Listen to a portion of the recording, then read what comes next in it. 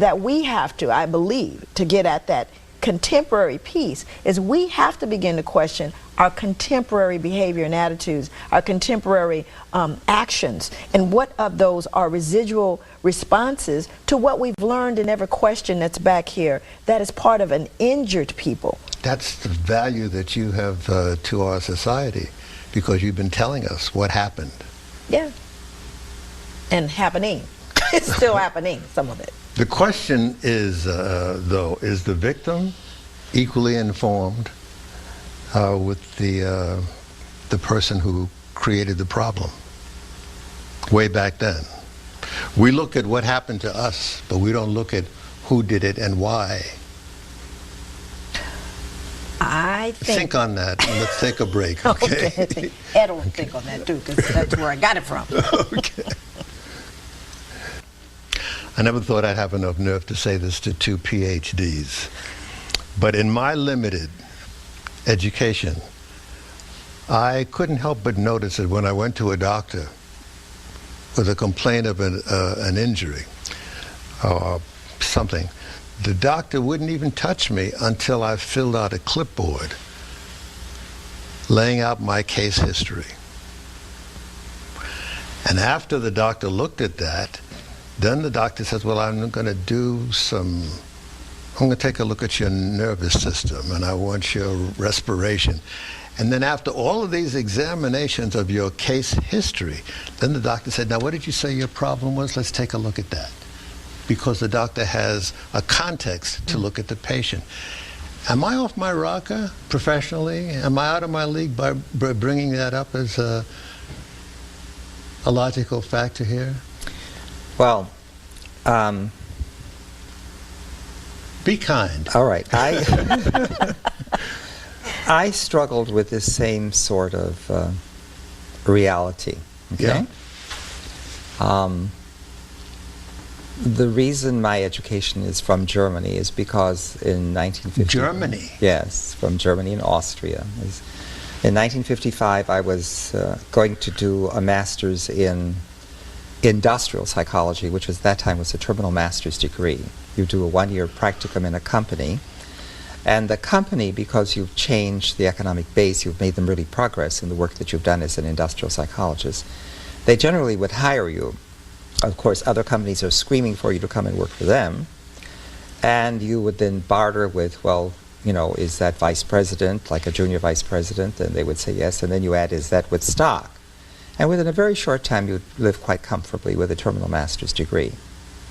I applied, and I'm a veteran from my home state, Michigan.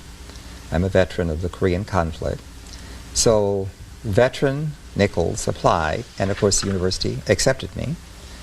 But there's always this semicolon, however, comma, which was I would have to find my own practicum.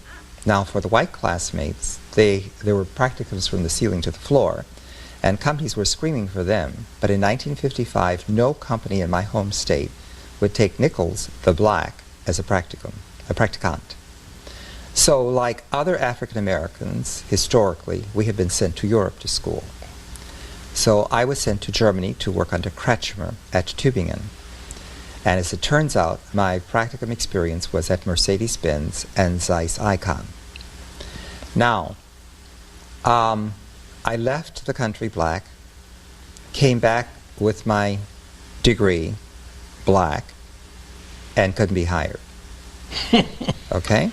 So I turned it upon myself and asked, well, there must be something wrong with me. You need the doctorate. Well, when I got the doctorate and came back, I was still black, and I wasn't hired in that field. Now, I was very angry, but the master's level situation was in Cleveland, Ohio. I went there, and they had everything prepared for me to come and live there and work there and everything, and then it was like, oh my goodness. They didn't hire me, but a German colleague of mine had introduced to them what Germany was doing in organization development at that time. He left to go back to Germany and told them I was in the States. He didn't tell them everything about me, okay? When I went there, They didn't hire me, but they still needed somebody to do the work. So they physically sent a package of the materials to do the work to the YMCA where I was living at the time. And in the letter it says, complete the work Hans has not completed. Send it back, parentheses, do not bring it back. Encloses a check. Cash the check. Fill in your fee and cash the check.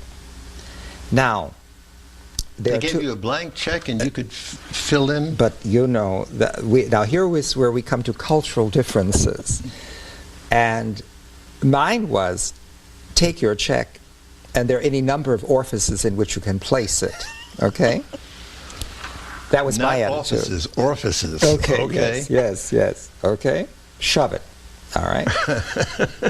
If you look at it, though, from another perspective, from this man who was sending me the check, he said, in the conversation, that he had a son that was older by a few years, and I had not completed college, was traveling all over, and all he did was wrote checks to his son. So it could have been that here I am, a young man in a city with no work, and he's sending me an opportunity to make some money.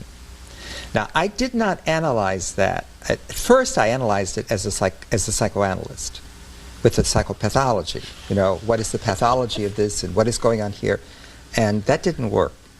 So later, I go back to the mother science philosophy, and I look at the axiology, and I attribute these two things to two behaviors. One behavior is that the object of one society is more important than anything else. Life itself is secondary, tertiary. My culture says that the relationship is the most important variable. Okay? Well, so if he would give me the money from his perspective, now he wasn't a mean, horrible person. From his perspective, he's doing what is cost effective. It may not be cost beneficial, but it's cost effective. Get the work done, whatever it costs. From my perspective, he had offended me, and there was nothing that he could do for me. So those are two different ways of seeing the world that are based on value systems. And Joy will tell you about one of her curriculum experiences where she just uses those variables. But I got to ask you a question. Yeah. Even though we're running over for this segment. Okay, we got a break. But I have one more segment, and I'm going to get it said then. Okay. You'll see. I want to ask you a question about your sojourn in Germany. War was over. Sometime in your leisure, lunch, whatever, you must have talked and asked Germans about that man called Adolf and how they resolved that within themselves. Did they just say, he was a bad guy, I had nothing to do with it? How did they deal with that? I only know of two Nazis the whole time I was there. Who would admit being Nazis? No, one was pointed out to me in the street. They said, there goes, he was a Nazi. I said, okay, that's one. And I had a professor that had been permitted to return to the university after 10 years of exile. After the war, they couldn't be at the university for 10 years, and he had returned. And he was a Nazi. He died a Nazi. I remember seeing him walking in the park one day, and I said, ach, Professor Dr. Fahler, sind Sie verletzt? Dr. Fahler, are you injured? He was limping, and he said, oh, no, old war wounds, both wars, World War I and II. I thought to myself, he never learns. But he was a great Nazi. He was a big Nazi. But those are the only two. In other words, but not the Nazis. The denial of the people simply denied that it occurred. Okay, there was a lot of denial. Are there parallels to the denial that exists over here, even though they're two different, brutal experiences? Yeah, I think there's a. I think when you have a group of individuals who lose their moral compass, whether any part of the world in which they are, and the people are subjected to their direction and follow, afterwards one tries to negate that. It wasn't really me, it wasn't my fault, it was denial. Someone else. It's denial. Sure. How do you see that, Joy? Well, it's one of those things. If I'm a good person, and very often I love Peggy McIntosh, who basically did the work around white privilege. She said, you know, she would go, but I'm a nice person. So this stuff you're talking about, you can't be, because we're nice people, and I came from nice people. And there is this difficulty, you know, because when we talk about issues of race and racism in America, and you see people flee from it, you have what the people who have been